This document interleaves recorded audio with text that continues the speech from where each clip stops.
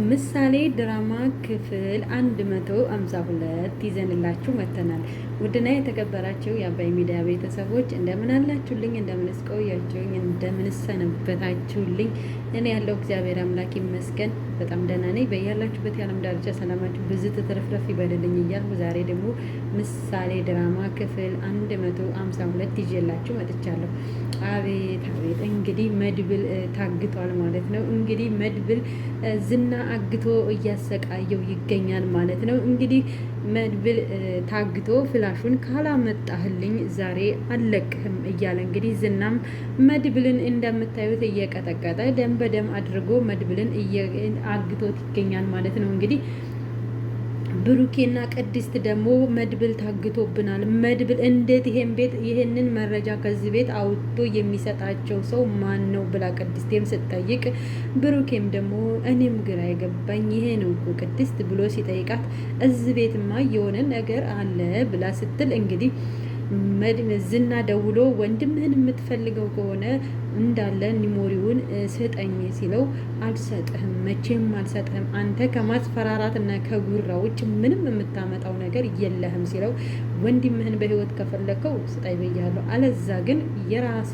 ጉዳይ ብሎ ሲለው፣ ወንድሜን ምንም አታደርገውም፣ ከፈለክም ደግሞ ግደለው እንጂ ኒሞሪውን አልሰጥህም ሲለው፣ ቅድስትም ደግሞ ብሩኬ ተው እንደዚህ አትበል ተው ስትለው እንግዲህ እንደዛ ተዛዝተው ብሩኬ ሄደንን ግጥም አርጎ ይዞ እዚህ ቤት መረጃ የምሰጪው አንቺ ነሽ ብሎ ሲላት፣ እኔ ባካችሁ እኔን ተውኝ፣ እኔን አትውኝ ሁላችሁም፣ እኔ ምንም የማውቀው ነገር የለኝም ስትለው፣ ብሩኬም ደግሞ ንቅ አርጎ ይዞ ዛሬ ጉሮሮሽን በጥሽ ሳልጥልሽ እውነቱን ተናገሪ፣ እዚህ ቤት ማን ነው የላከሽ ብሎ ሲላት፣ እንግዲህ እኔ ምንም የማውቀው ነገር የለኝም ስትል ሄደንም እንግዲህ አጋጣሚ ስልክ ተደወለላት ማለት ነው። ስልክ የደወለችላትም እንግዲህ አቤት የክፋት ጥግ! ክፋት እኮ እንደው ማህሌት መቼም እንደው በቁሟ ልክ ክፋት ነው የተሞላችው። የሄለን ቅጥረኛ ደወለችላት ማለት ነው። የማህሌት ይቅርታ ልጅሽን የምትፈልጊያ ከሆነ እንግዲህ ያልኩሽን ነገር ጨርሽ ምናምን ስትላት፣ እባክሽ ልጄን ምንም ነገር እንዳታደርጊብኝ ከቻልሽ ወደ ክፍለ ሀገር ውሰጅልኝ ስትላት፣ አይ እኔ አክስቷ ጋር እዛች ክፉ አክስቷ ጋር ጥዬልሻለሁ ስትላት፣ እባክሽ ለሷ አትስጭብኝ፣ ብር ደሞዝሽን እልክልሻለሁ በሰሞኑ እንዲሁም ጨመር አድርጌ እልክልሻለሁ ስትላት፣ እሺ ብላ እንግዲህ ስልኳን ዘጋች ማለት ነው። ብሩኬና ቅድስትም ደግሞ ይቅርታ በቃ ይቅርታ ብለው ልጅቷን ኤደንን በሂጅ ወደ ክፍልሽ ብለው ኤደንን ሰራተኛቸውን ወደ ክፍሏ አባረሯት ማለት ነው። እንግዲህ አቶ ማህሌትም ደውላ ደግሞ እንግዲህ የዝናን ሚሽን ተወጣሽ አይደለ በይ ደግሞ የኔ ሚሽን ይቀርሻል ስትላት፣ እንግዲህ እንደው እናንተ ሰው ምንድን ነው ከኔ የምትፈልጉኝ? ለምን አትተውኝም? እንደው ለምን አትተውኝም? እኔ ባላሳዝናችሁ ምንም የማታውቀው ልጅ አታሳዝናችሁም ወይ ስትላት፣ ገና አልጨረሽም ወሬ አታብዥ፣ ሚሽንሽን ለምን የላኩሽ መሰለሽ እዛ ቤት ትላታለች። ወይዘሮ ማህሌትም እኔ ነኝ በገዛ እጅ እዚህ ሰዓት ውስጥ የገባሁት ብላ ኤደንም ራሷን በራሷ እየተቆረቆረች እንግዲህ ደግሞ አሁን ምንድን ነው ከኔ የምፈልግ ምንድን ነው የቀረሽ ስትላት፣ ብሩኬን የእንቅልፍ መድኃኒት ሰተሽ ከብሩኬ ጋር ራቁታችሁ ሆናችሁ አንድ አልጋ ላይ ቪዲዮ እንዲትሰጭኝ እንዲቀርጭልኝ፣ እንደገና ደግሞ ቅድስት ባለችበት ቦታ ባለች ቀን ራቁታችሁን አንድ አልጋ ላይ ሆናችሁ እንዲታያችሁ እፈልጋለሁ ስትላት፣ በፍጹም እንደዚህ አይነት ነገር አላደርግም ብላ ኤደንም ስትመልስላት፣ እንግዲህ እሱን አንቺ ታውቂያለሽ ብላ ስትላት፣ እንደው ልጄን ምንም እንዳታደርጊብኝ እባክሽ ሚስኪኗን ልጄን ምናምን ስትላት፣ እንግዲህ ወይዘሮ ማህሌትም ጆሮዋ ላይ ዘጋችሁ ማለት ነው። ኤደንም እንግዲህ እያለቃቀሰች ብሩኬና ቅድስቴም እንግዲህ መድብልን በምን እናስለቅቀው እባክህ ብሩኬ ኒሞሪውን ስጠው፣ በቃ ስጠው፣ ምንም አይሰራልንም እያለች እያለ ሞገስም እየሮጠ መጣ ማለት ነው። ሞገስ ሲመጣ ደግሞ መድብል እኛ ተይዘን ቢሆን እስካሁን ሰዓት ድረስ ያወስወጣን ነበር፣ እኛ ግን ለመድብል መድረስ አልቻልንም ብሎ ሞገስም ሲቆረቆር እንግዲህ ብሩኬ ቅድስት ይቅርታ ያው ለእንትኔ እንግዲህ ይቅርታ አድርጉልኝ ስማቸው እስከሚያዘኝ ድረስ ነው። ቅድስትም እንግዲህ ሞገስ ብሩኬ እኮ ከፈለክም ግደለው ብሎታል ስትለው ሰምቻለሁ ስትለው፣ እኔ ምን ላድርግ? እኔም እኮ ወድጄ አይደለም፣ እኔ ወንድሜን አሳልፍ የምሰጥ ይመስላችኋል እንዴ ስታስቡት እናንተ? ግን ይሄ መሆን ስላለበት ነው። በቃ ይሄ መሆን ስላለበት ነው ዝና እኛ መፍራታችንን ካወቀ አሁንም ይጫወትብናል ምናምን ሲላቸው እሺ በቃ ልክ ነህ ብሎ ሞገስም በብሩኬ ሀሳብ ተስማማ ማለት ነው። እንግዲህ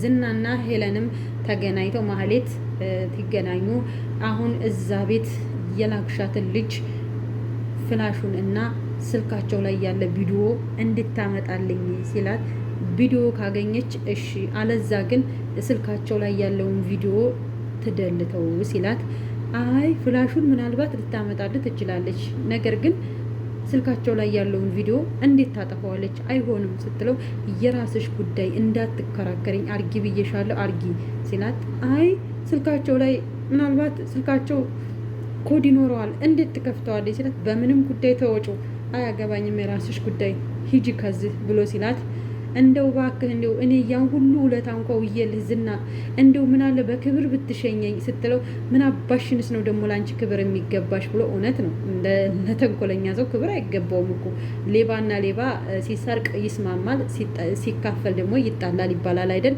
እንደዛ ነው የዝናና የማህሌት ነገር ማለት ነውና እንግዲህ እንደዛ ተባብለው ተተለያዩ በኋላ ዝናም ደግሞ እንትና ብሩኬ ጋር ደውሎ ወንድምህን የምትፈልገው